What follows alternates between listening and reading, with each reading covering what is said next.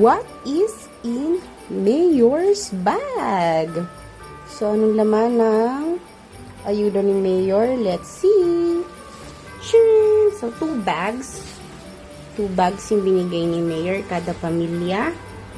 So, we have Eden cheese. Yan, ito nabasag na lang for sure due to delivery. And I have 2 for the family of 5. And then we have Pure Foods chicken, hindi tinikid. Pure Foods. 2 rin siya. And then we have today's ang fruit cocktail ng batang 90s. Remember a lot of memories. So, I have 2 makakapagsalad tayo ngayong taon. Meron din tayong Angel's Cremdensada. Siyempre, kapartner siya ng fruit cocktail.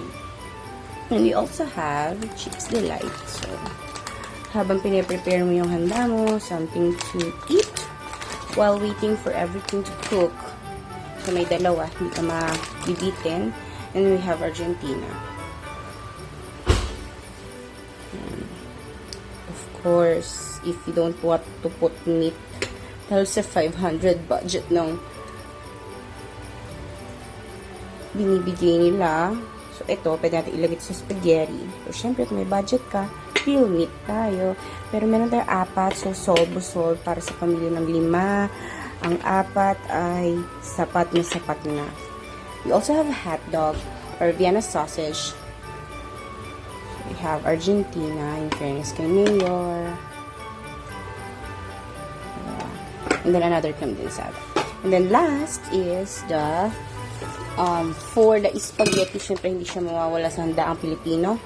We have Fiesta pasta sauce with banana ketchup.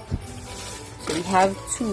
And of course, we also have syempre kung may sauce, meron tayong pasta. 2 rin siya. So, ayan. And also, before I forget, meron tayong 2 sako ng bigas. Ayan.